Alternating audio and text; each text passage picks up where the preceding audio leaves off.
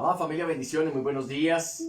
Bienvenidos nuevamente a este tiempo de devocional, a todos aquellos que se conectan aquí en Bogotá, fuera de Bogotá y en muchos lugares del mundo, en varias naciones, nos siguen a través de las redes. Bienvenidos a este tiempo. Yo sé que Dios va a hablar y va a seguir hablando a nuestras vidas como lo ha venido haciendo a través de estos devocionales. Somos los pastores Julio y Marisol González. Muy buenos días a todos. Dios les bendice en esta mañana.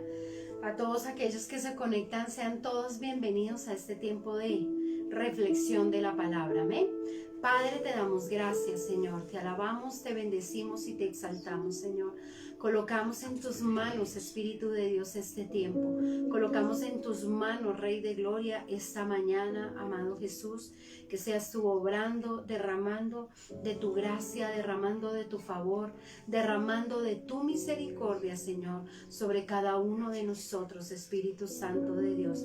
Obra de una manera especial, Señor. Obra de una manera sobrenatural en cada uno, Padre de la Gloria, y que sea tu mano de poder en medio de nosotros, Señor, hablando a nuestra vida, Señor, guiándonos, Señor, confrontándonos, Padre, aún con aquellas cosas, aún con aquellas áreas, amado Jesús, en las cuales necesitamos seguir siendo edificados, seguir siendo enseñados, seguir siendo transformados a través de tu bendita palabra, Señor.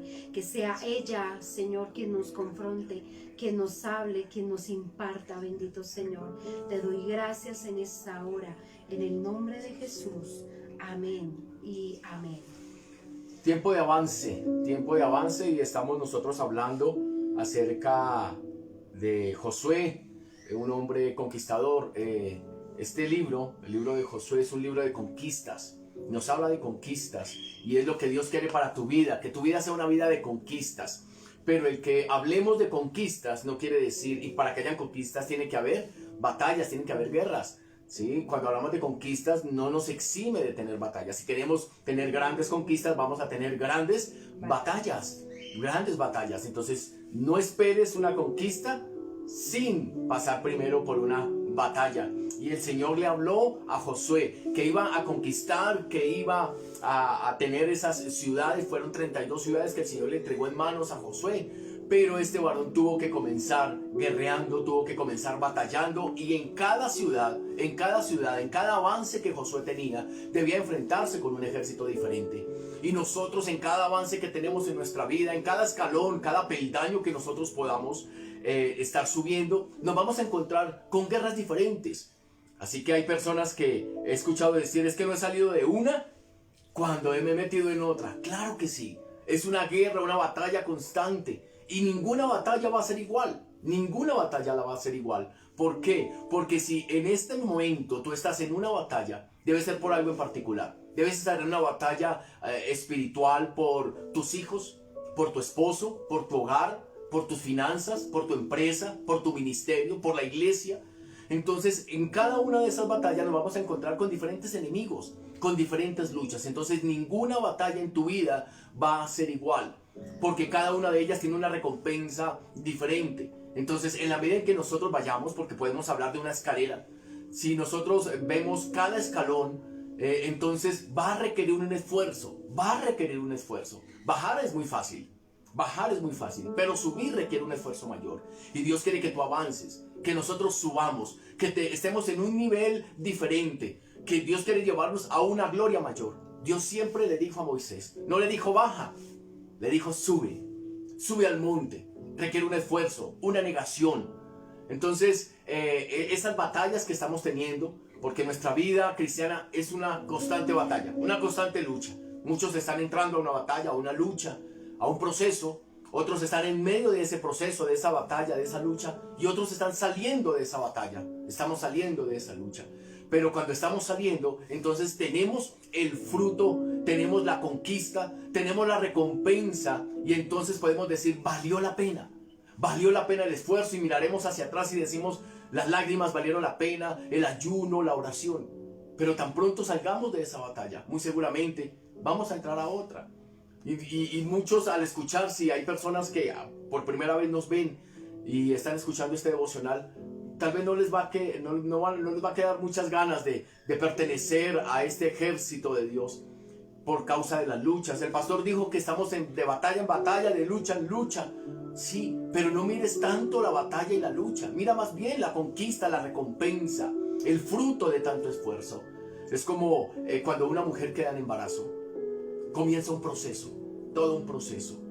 Y cuando llega el 9º mes, comienzan las contracciones que son dolorosas. Durante todos los 9 meses hay una transformación interna. Ya después del 6º, 7º mes comienza la mamita a tener una incomodidad para dormir. Ya comienza a pesar el vientre porque ese bebé comienza a crecer. Y ya en el último mes comienzan a ver las contracciones. Y en el momento del alumbramiento, del parto, hay un dolor aún más fuerte. Pero al nacer el bebé, que esa es la recompensa, esa es la meta, es lo que Dios ahora ha entregado. Ya lo que esos 9 meses dicen valió la pena. Esas contracciones, ese último momento del parto. Entonces la mamá dice, valió la pena. Ella no se queda con el recuerdo de ese dolor, de esas contracciones. Ella ahora está meciendo su bebé. Está meciendo la promesa. Está meciendo la recompensa. Y es tan hermoso esto. Es tan hermoso. ¿Por qué razón? Porque hace que nos olvidemos. Y digo nos olvidemos, no porque yo haya pasado por un parto, sino por las referencias de mi esposa. Y tanto es así, tanta es la recompensa, que se negó a ella misma y nos dimos otro bebé. Y hay personas que tienen 3, 4, y uno dice, uy no, pero es que la mujer después de haber salido del primer parto, ¿qué dice? No más, no quiero ni un bebé más, no quiero más, este es el último. Pero pasan los días y nuevamente es tan hermosa la recompensa. Y nosotros vimos a nuestro primer hijo que dijimos, y eso fue algo planeado, no queremos quedarnos con una sola recompensa, queremos otra y vamos por más, vamos en un tiempo de avance, porque los hijos son una gran bendición.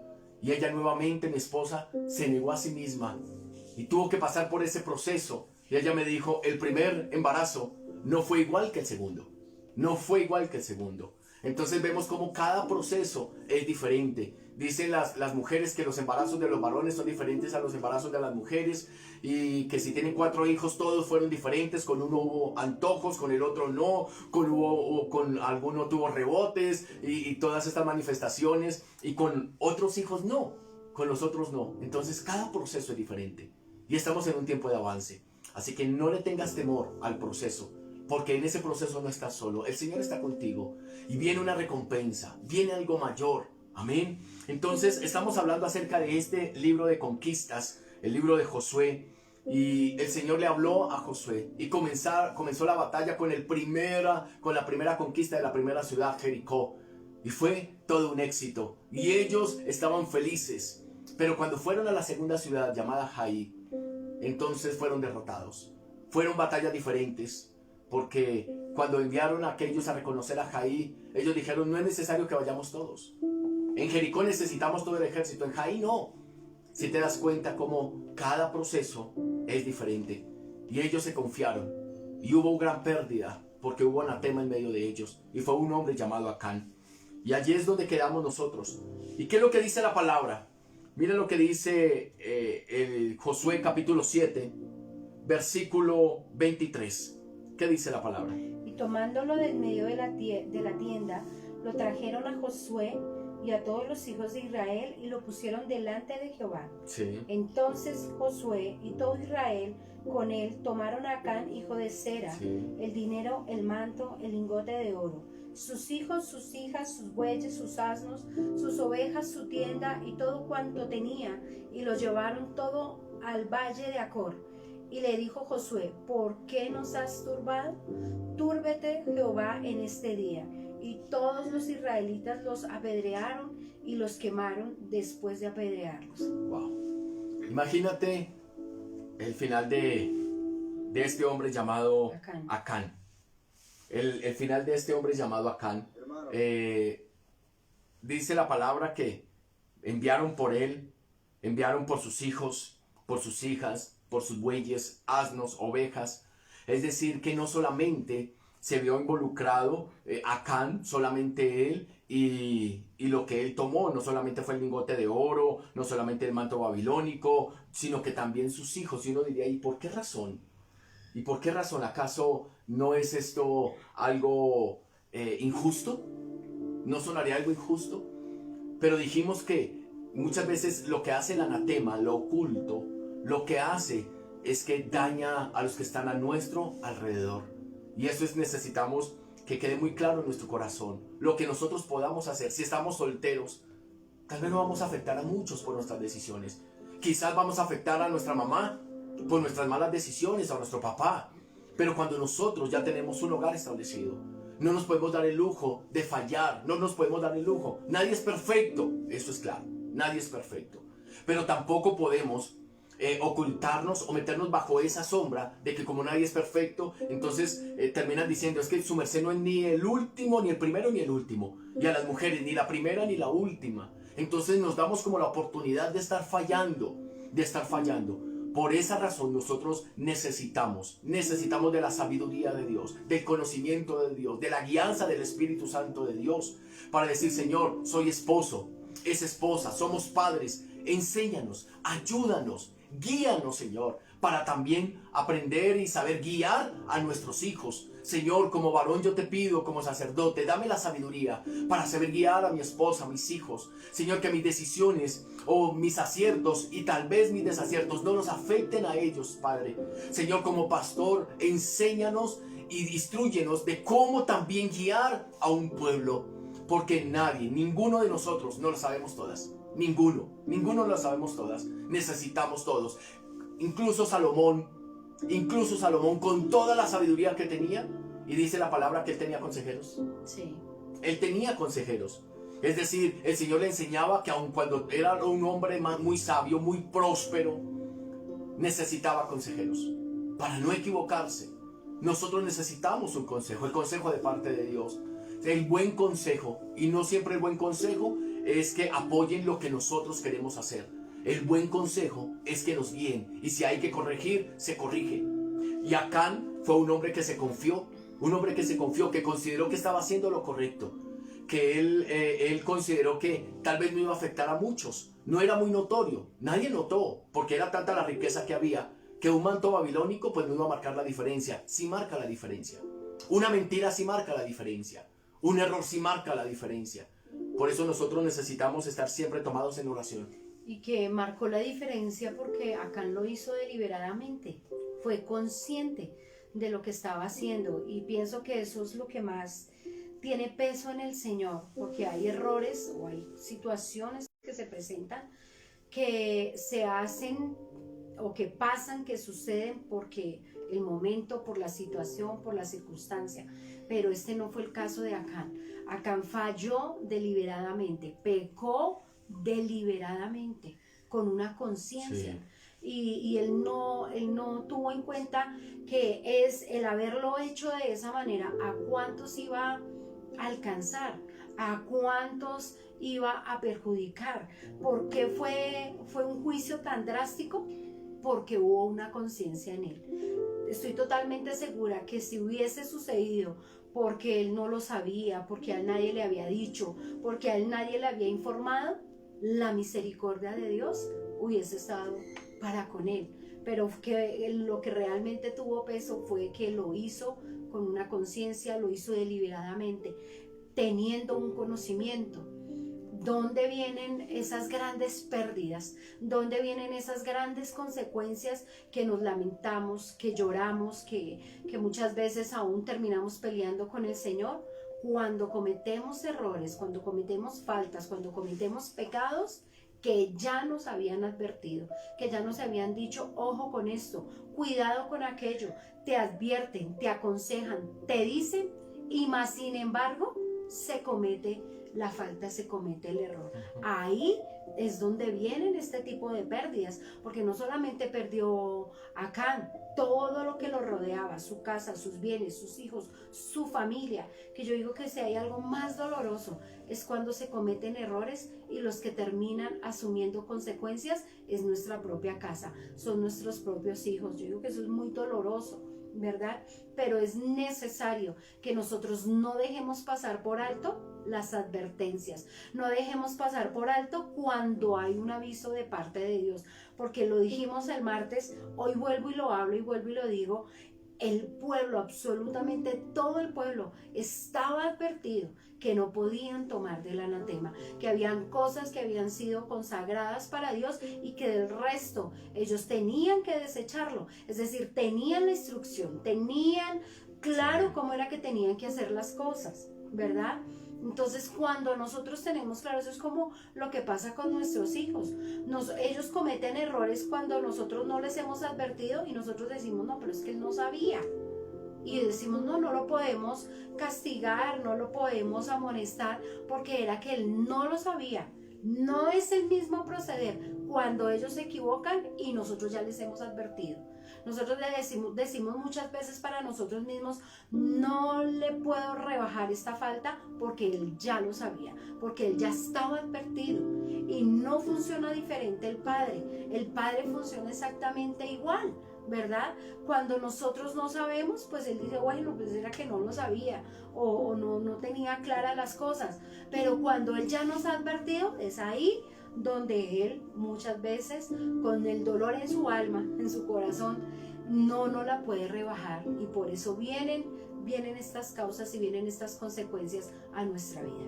Muchos podrían decir de lo que está hablando la pastora que serían como algo indolente cuando la pastora dice es que no se la puedo rebajar, pero ¿cuántos de nosotros como papás estamos y tenemos el carácter y tenemos la posición firme para corregir a nuestros hijos? Porque hay pecados ocultos, pero también hay pecados consentidos.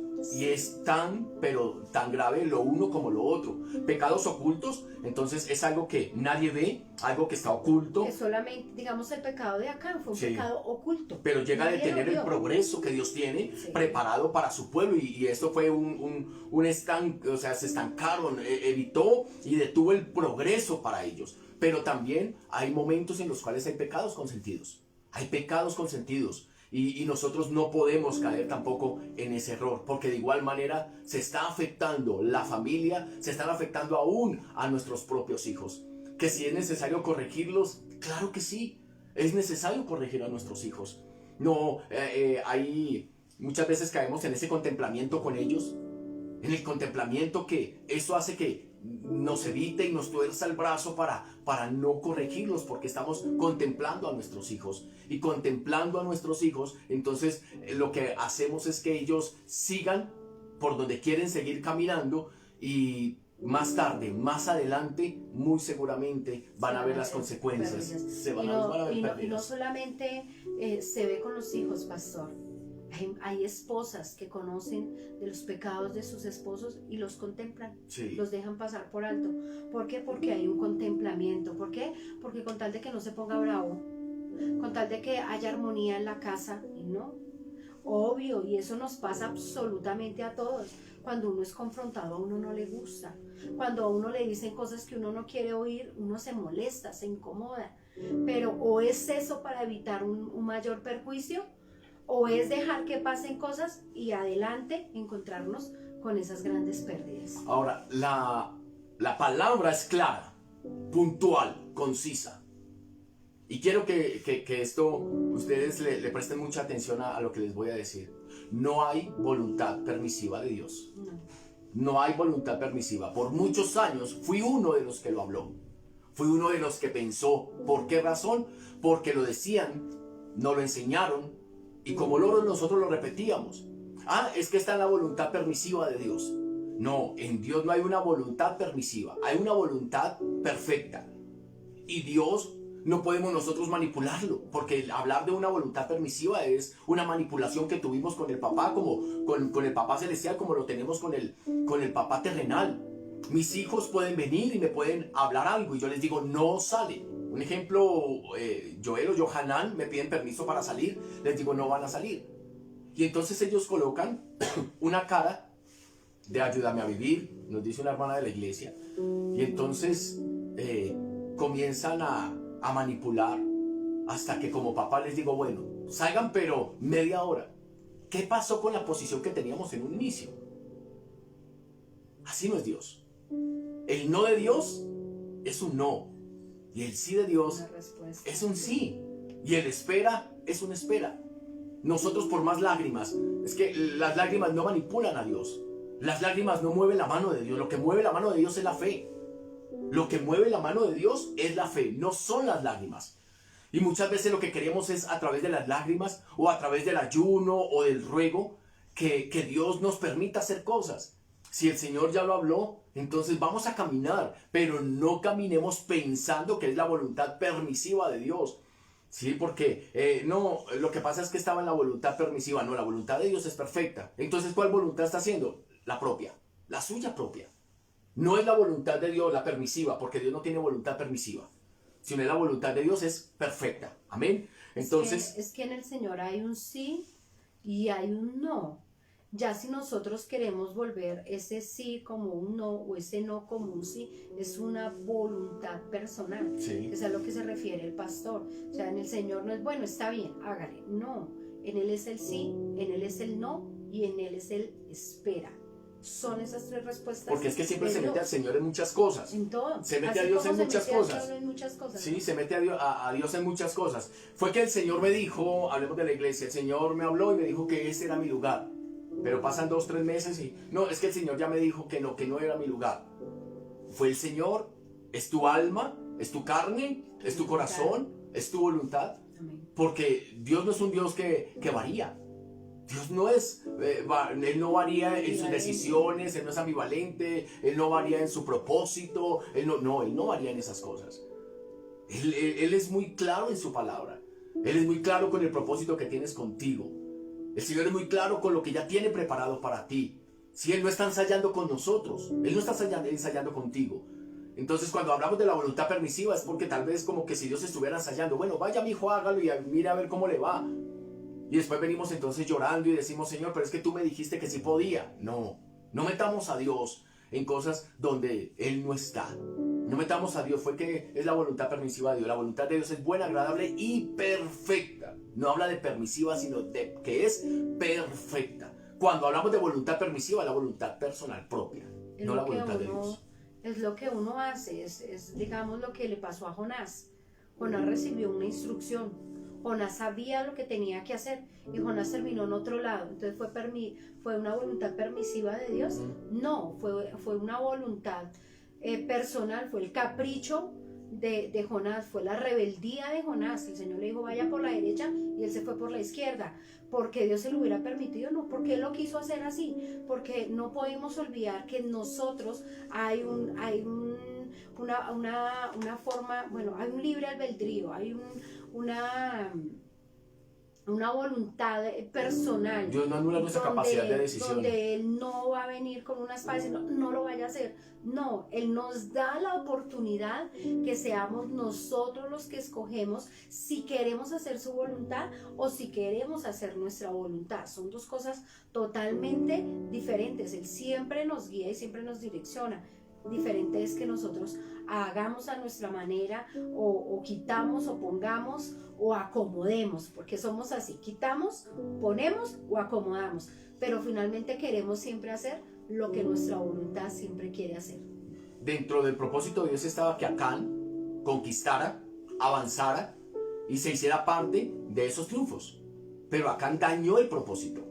¿Qué pasó con Moisés? El Señor le dijo a Moisés, tú vas a entrar a la tierra prometida. La pregunta es, ¿Moisés entró a la tierra prometida? No entró. ¿Dios le mintió? ¿Fue porque Dios se arrepintió?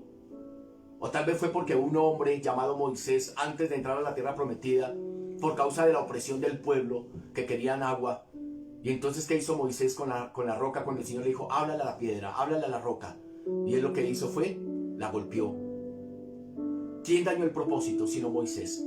Entonces, si no hemos recibido una respuesta, si no hemos recibido lo que Dios nos ha prometido, esa promesa, no es porque Dios haya cambiado de parecer, no es porque Dios se haya arrepentido, no es porque Dios no te ame, sino porque tal vez hace falta cosas en nosotros, preparación, o tal vez hemos dañado ese propósito. Pero Dios nunca va a cambiar de parecer. Fue el mismo Moisés el que dañó ese propósito. Es que el Señor me dijo que con mi esposo íbamos a servir y que íbamos a estar en la iglesia, Y pastor, se consiguió una persona, se consiguió un amante y se fue. Entonces Dios es un mentiroso, Dios me falló, Dios me faltó. No, Dios no faltó, Dios no falló. Dios dio una palabra, Dios dio un propósito. ¿Y el propósito qué es? Un camino. ¿Qué es el propósito de Dios? Un camino. ¿Qué es la promesa de Dios? Un camino. Y como camino que es, ¿qué debemos hacer nosotros? Caminar por ese sendero, caminar por lo que el Señor ya ha trazado para nosotros.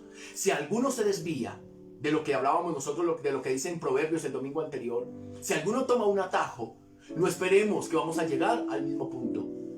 Nos vamos a desviar, nos vamos a perder. Ya hay un camino, ya hay un propósito. ¿Qué pasó entonces con este hombre o esta pareja que Dios les dio una promesa? Necesitaban cuidarse, porque toda promesa, toda palabra que tú recibas, vas a ser probado sobre esa palabra.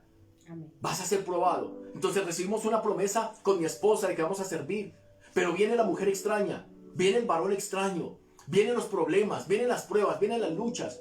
Si en nosotros hay una decisión de separarnos, no es porque sea la voluntad de Dios. Y si una pareja termina separada y cada uno entonces consigue una persona diferente, ¿dónde quedó el propósito de Dios? ¿El propósito de Dios cambió? No cambió. No cambió, el propósito sigue igual. Sigue igual. Nosotros somos los que cambiamos estos planes. Nosotros cambiamos ese propósito. Porque si volvemos al ejemplo, si esa pareja después de haberse separado vuelven, se restauran, la pregunta es, el Señor les va a decir, no, ya no hay propósito sobre ustedes. ¿Qué pasó con David? David pecó, David falló, pero el propósito de Dios siempre siguió siendo el mismo. Él retardó el propósito, él retardó ese proceso. Él lo que hizo fue que lo retrasó por causa de su propia carne, de sus propios deseos, de su anatema, porque él permitió que a través de sus ojos entrara anatema a su corazón. Si te das cuenta que nosotros no podemos culpar a Dios, sino que si Dios ya te ha dado un propósito, una meta, necesitamos caminar, esforzarnos. No voy a dejar este camino, no vamos a dejar este camino. Vendrán luchas, tempestades, vendrán vientos recios, vientos contrarios, pero nada de esto nos apartará de este camino. Señor, no queremos apartarnos, queremos poder llegar a la meta y poder cumplir y poder ver lo que tú nos prometiste. Amén. Vamos a orar en esta mañana. Padre, te damos gracias, amado Dios. Te alabamos y te bendecimos, Jesús. Gracias, Señor, por tu palabra, por esta instrucción.